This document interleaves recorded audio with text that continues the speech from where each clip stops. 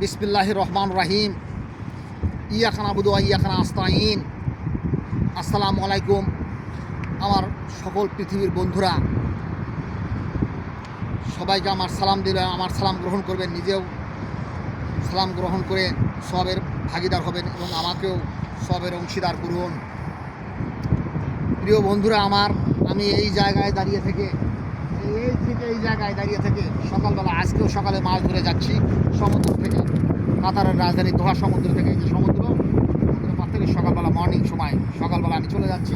এই জায়গায় দাঁড়িয়ে থেকে আমি একটু ইসলামের ছলে একটু কথা বলেছিলাম, এই কী করে যে আমার বাবা কিষেন ছিল, ইন্ডিয়া উঠো, আমরা কিষেনি কাম করছি,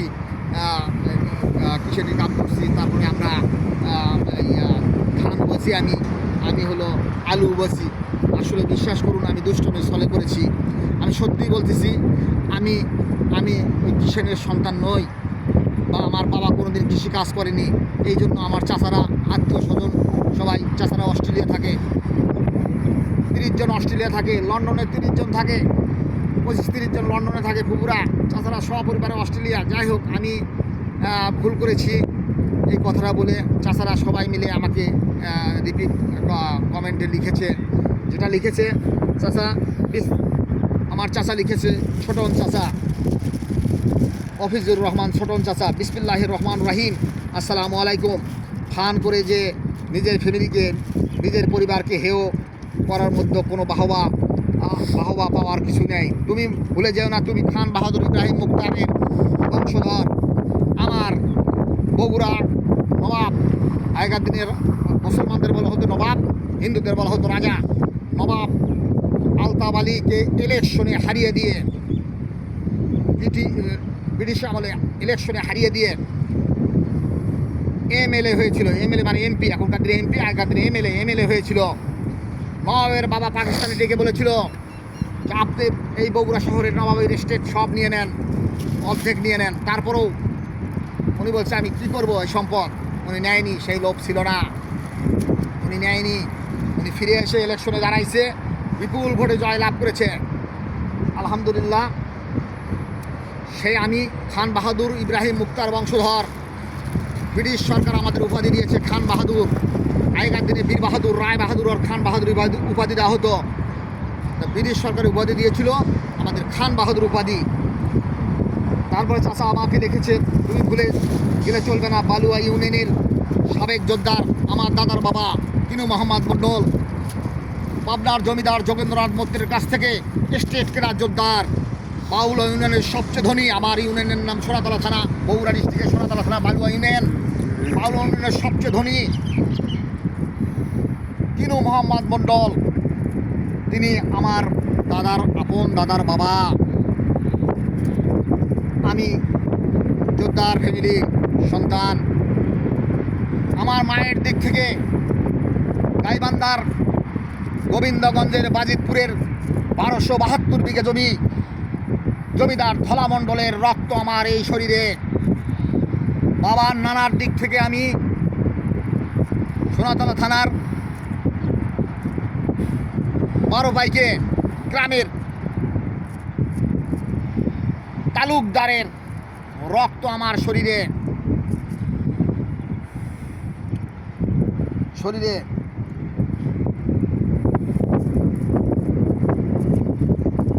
আমার আর এক দাদা ছিলেন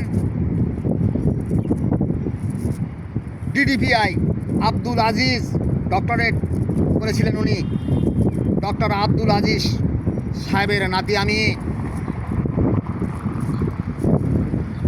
কথিত আছে আমাদের বৈঠকখানার মাটিতে বসে মানুষ খাজনা দিয়ে গেছে। এটা আমার অহংকার নয়, এটা আমার গর্ব, আমার ঐতিহ্য।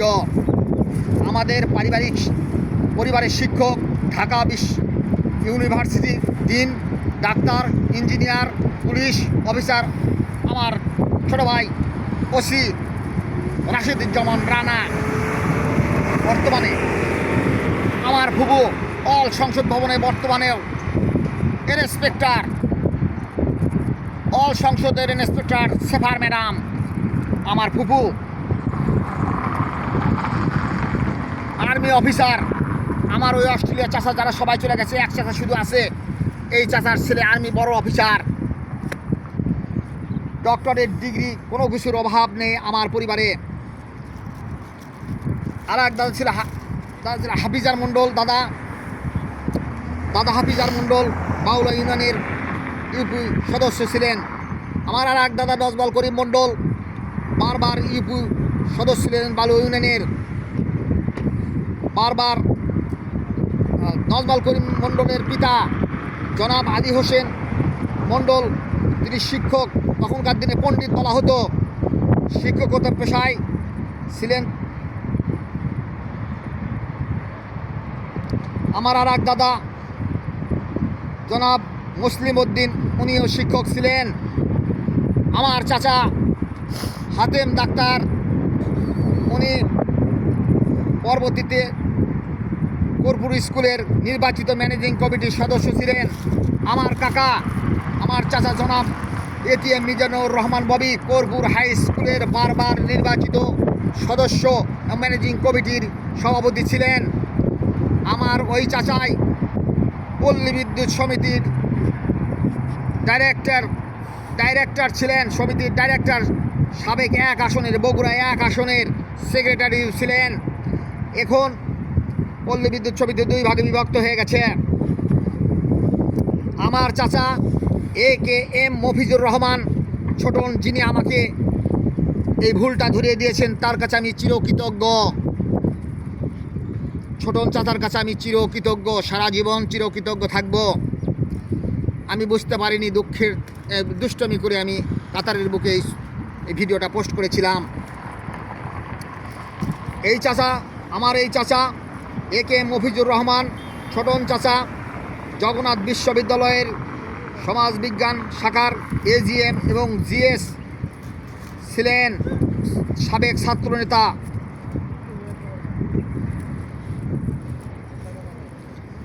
আমার বাবা কৃষক ছিলেন, ঠিক আছে, বাট উনি কোনোদিন নিজে হাতে কৃষিকাজ করেন নাই।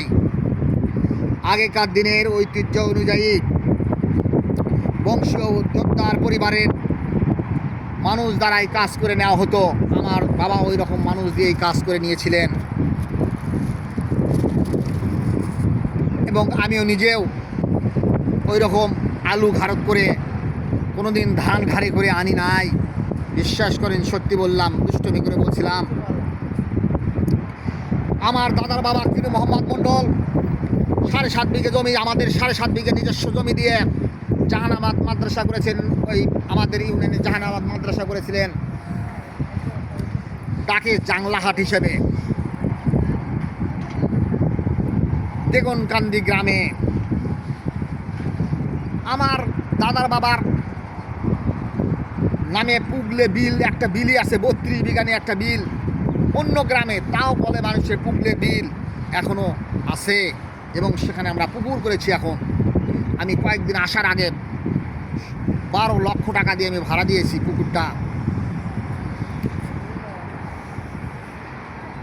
চাচা আমার লিখেছে, আমি তোমার বাবাকে কোনোদিন কাজ করতে দেখিনি, সত্যি বলেছে।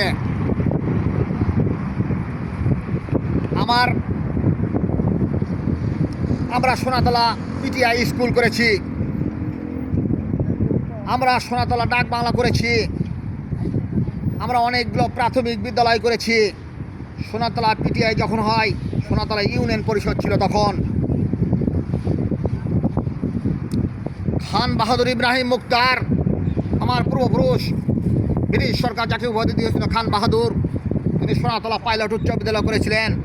এখনও যদি কেউ বিশ্বাস না করেন, সোনাতলা আমার বাড়ি পুগলিয়া গ্রামে, অথচ খান বাহাদুর মুক্তারকে সবাই ধরে নিয়ে সোনাতলা থানায় নিয়ে, ওখানে থানার ওখানে যে পাইলট উচ্চ বিদ্যালয় করেছিলেন, সেই উচ্চ বিদ্যালয়ে উনি মসজিদের সাথে ওনার কবর আছে, এখনও কবরের গায়ে নেম প্লেটে লেখা আছে খান বাহাদুর ইব্রাহিম মুক্তার। আমার গ্রামে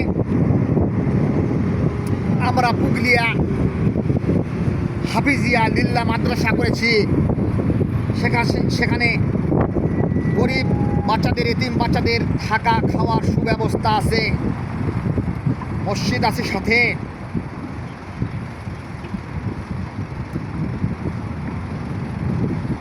এবং সেখানে অস্ট্রেলিয়া থেকে চাচারা এই কিছুদিন আমি আসার 7 মাস হচ্ছে, আসার আগেই কাতারে আসা 7 মাস আসার আগেই সেখানে 30 লক্ষ টাকা দিয়েছে এবং অনেক মানুষ দান করতেছে, সেটা আলাদা কথা। চাচারা অস্ট্রেলিয়া থেকে 30 লক্ষ টাকা দেয়, 5 তলা ফাউন্ডেশন করে ওই বাচ্চাদের জন্য মাদ্রাসার ফাউন্ডেশন করে কাটে তোলা হচ্ছে। চাচা আমার লিখেছে, নিজের পরিবারকে তুমি ছোট করে দেখো না বাবা, তুমি কেন ফান করে দুষ্টমি করে এমন কথা লিখছো। এবং আমার আত্মীয় স্বজন অনেকেই বলেছে, আমি আসলে বুঝতে পারিনি পোস্টটা হয়ে গেছে, আমি পোস্ট করেছি দুষ্টমি করে, সারা পৃথিবীর বহুজন দেখেছে এবং আমাকে বলেছে। তাই আমার ভুল হয়ে গেছে, আগের ওই প্রতিবেদনটি আমাকে সবাই ক্ষমা করে দেবেন, আমি সবার কাছে ক্ষমা চেয়ে নিচ্ছি। এবং চাচাকে, মফিজুর রহমান ছোটন চাচাকে আমি শ্রদ্ধার সহিত সম্মানের সহিত কৃতজ্ঞতা তার কাছে আমি প্রকাশ করছি। চাচা আমার ভুল হয়ে গেছে, আমি বুঝতে পারিনি, আমাকে ক্ষমা করে দেবেন। সত্যি আমি বুঝতে পারিনি। আমি ইউরোপেও গিয়েছি, এখন কাতারে এসেছি। কাতারে আমি কিন্তু চাকরি করি না, সেদিন দুষ্টমি করে বললাম যে আমি কোম্পানি মাছ মেরে যাই, এটাই আমার কাজ। আসলে আমি কাতারে বিজনেসের জন্য ঢুকেছি। অধিসত্তর জানতে পারবেন আমি কাতারে, আল্লাহর রহমতে হয়তো 2-3 মাসের মধ্যেই আমি কাতারে বিশাল বড় কোম্পানি চালু করব। আমার ইউরোপের বন্ধুরা সবাই এসে, আমার সব ইউরোপের বন্ধু, লন্ডনের বেসলিম, পৃথিবীর সবচেয়ে সেরা বন্ধু ফতেউন, মেসি, ইসলাম, টাইটাস ডিজিকাস, আমার বস রবার্ট বের্থি, কোসোভোর বাসিন্দা রবার্ট বের্থি, আলবেনিয়া থাকে, বস দে বাহের গ্রিস সমুদ্রে 5 স্টার হোটেল ক্রিস্টিনাবাল নাইট ক্লাবের মালিক এবং গোটা ইউরোপ ব্যবসা। আর বস, আমার আর এক বস ফার্স্টে যেখানে আমি গেছি, তার নাম বস সামিও, রবার্ট সামিও। উনি, আমি ওই কোম্পানি, ওনারা বলেছে, আমি কথা হয়েছে, আমি কোম্পানি কাতারে যখন উদ্বোধন করব সবাই তারা চলে আসবে এই কোম্পানি, ওনারা নিজ হাতে উদ্বোধন করবে যখন কোম্পানি চালু করব। সবাই আমার জন্য দোয়া করবেন। আমি ইউরোপের জন্য, বস সামিও আমাকে 20 জনের অর্ডার দিয়েছে, ওপর আল্লাহ সাক্ষী আমি মিথ্যা বলিনি। যদি সৃষ্টিকর্তা আমাকে যেন মৃত্যু দেয়, আমি মিথ্যা বলিনি।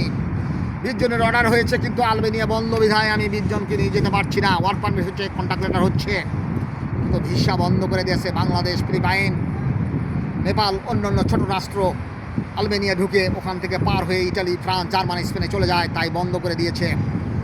খোলার সঙ্গে সঙ্গে আমার 20টি লোক ঢুকবে পরবর্তীতে। আমি বস বাহের, যার 1000 ইঞ্জিনিয়ারই আছে, শত শত লোক তার আন্ডারে কাজ করে, তার কাছ থেকে আবার পারতপক্ষে চেষ্টা করবো 100 লোকের অর্ডার আনার জন্য। আমি যদি 100 লোককেও চাকরি দেই ইউরোপে আর কাতারে, এটা ওটা সব জায়গায় 1000 পরিবারকে চাকরি দেই, 10,000 পরিবার বাঁচবে। কর্মসংস্থানের ব্যবস্থা যেন আমি করতে পারি, আমার জন্য দোয়া করবেন। কিন্তু বস সামিওর সঙ্গে কয়েকদিন আগেই আমার কথা হয়েছে ভিডিও কলে। বস সামিও বলেছে, আমি নর্থ ম্যাসেডোনিয়া মন্টিনিগ্রো আপনার জন্য আমি অ্যাপ্লাই করেছি, আমার কাছে কন্ট্যাক্ট নিয়েছে, সিগনেচার নিয়েছে। আল্লাহ করে খুলে গেলে পারি আমি নর্থ ম্যাসেডোনিয়া মন্টিনিগ্রো 20 জন ছেলেকে নিয়ে আমি যা কর্ম দেবো এবং ওখান থেকে ফিরে এসে আমরা কাতারে ব্যবসা দেখব। সবাই আমার জন্য দোয়া করবেন। আমি আবারও বলছি, আমি দুষ্টমি স্থলে ওই কথাটা বলেছিলাম। আমার সারা লন্ডনে ফুবুরা থাকে, ফুবতো ভাইয়েরা থাকে, আত্মীয় স্বজন, চাচাতো বোনেরা অনেকেই থাকে, তারা সবাই দেখেছে, অস্ট্রেলিয়া সবাই দেখেছে। যাই হোক, সবাই আমাকে ইয়ে করেছে, বলেছে এমন কথা কেন বললে তুমি।